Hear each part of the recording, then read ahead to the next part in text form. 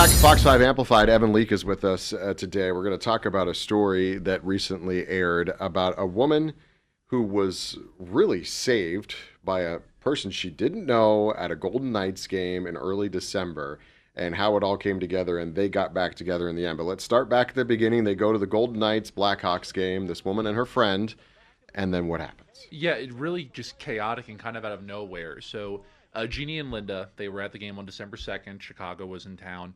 And in between quarters, they were just going to the bathroom, nothing crazy. And Linda noticed Jeannie was looking a little bit tired, flushed. Jeannie didn't really think anything of it. And then all of a sudden, she starts sliding down the rail of these stairs and just collapses, unresponsive. And Linda's panicked, as we all probably would be if our friend just collapses in the middle of a public place like that.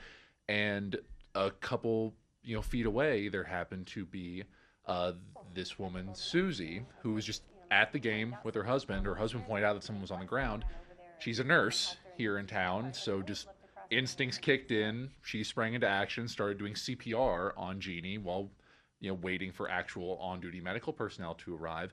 Ended up getting her back conscious and saved her life effectively, and she ended up in the hospital and doesn't remember anything. But it was just such a just a bang bang type of situation, right? Someone had to act, and Susie was able to. Doctor said she ended up in cardiac arrest? Correct. Okay, so that's what led her to feeling ill, obviously, and then going down there. I thought it was interesting. Her friend described it as sort of superwoman coming in to save the day.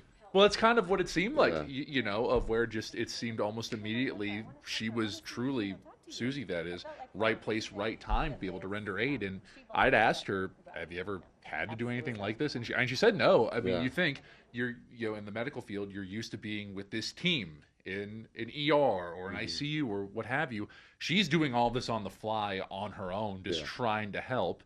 And just the spur of the moment aspect of it was so incredible. So she goes to the hospital, she recovers, she's doing better. And then they want to find this woman that did this, because I guess they may not have exchanged information or whatever when this happened. Kind of hard to think about it in the moment. A little crazy, but even her friend. And so then Facebook posts. That's how they find each other. That's how does anyone find anybody nowadays, right? It was so happenstance, because Linda was, in the waiting room of the hospital while Jeannie was, still being, looked over.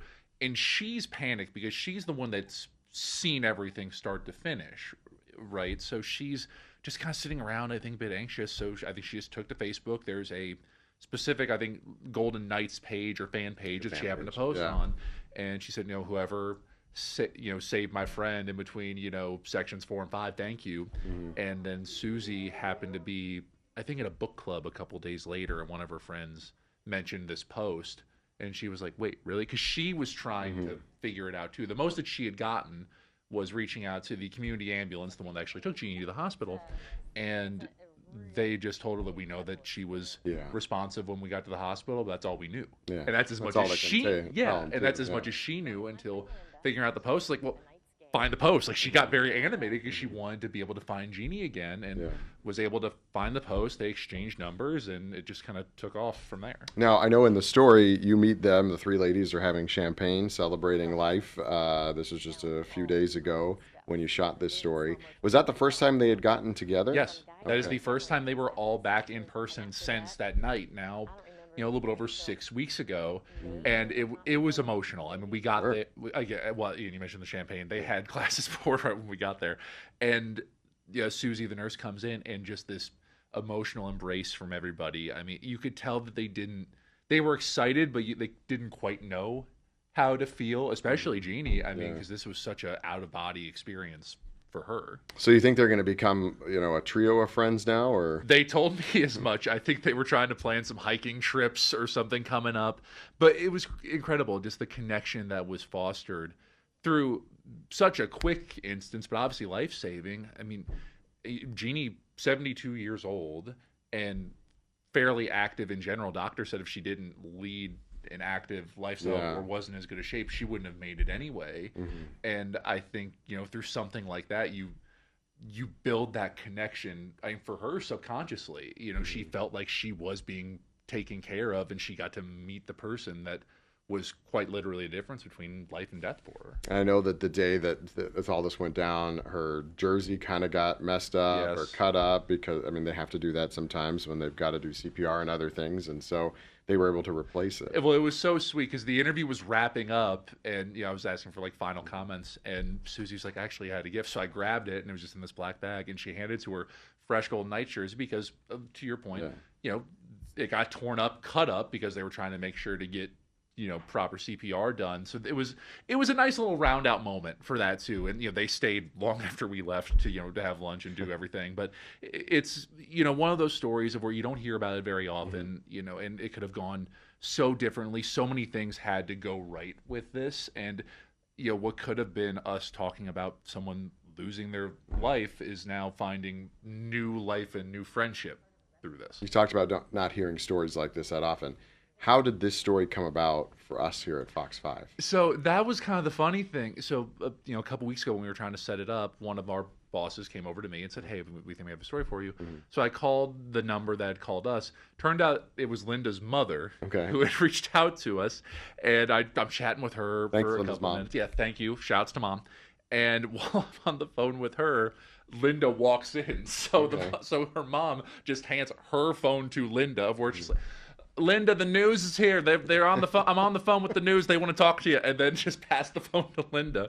So I felt kind of bad because I felt like I was just bombarding her. But then hung up mom's phone, called back on Linda's phone. So that's kind of how it got connected. And it was really working with them to facilitate everything. A big thank you to Maggiano's in downtown Summerlin. They were very gracious enough to be kind of the location because that's where they were trying to meet up. So I kind of was working along with them of trying to facilitate everything and get set up, of where I felt even more ingrained in the story, I guess, than we, as we often do. So yeah, moms are great, man. Sometimes people should know that too. They think that we just show up with the camera and, there's the story and it is, but a lot of it is setting it up. And then we just can't go anywhere we want to go, especially private property with the camera. So, it may look simple, innocuous to have them in the corner of Maggiano's. No, but it was 5. Shop. It was 5 days and like a half dozen corporate phone calls. Yeah, you right? got to get. And to they everybody. were so on board to do it, right? So there wasn't issues, business, but there are logistics that we have to get through. And thankfully, it all worked out. Everyone was very gracious, and just when I told them the story, Maggiano's that is, I told them the story.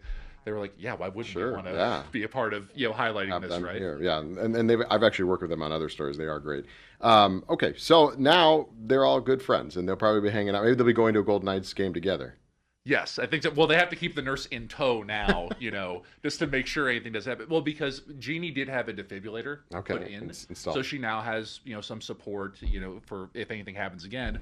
But at least they've got Susie on speed dial. So this not only was this didn't only just save her life in that moment, but possibly got her in front of a doctor who said, "Hey, you may need this other piece of equipment to keep you safe." Well, yeah, right. So there's an aspect of this that could be blessing in disguise that way, because that could have happened at any time, and really it could have happened later that night. When they're leaving the stadium, she's at home, or on the bus. It truly was the perfect timing for that to happen, for Jeannie to be able to tell this story today.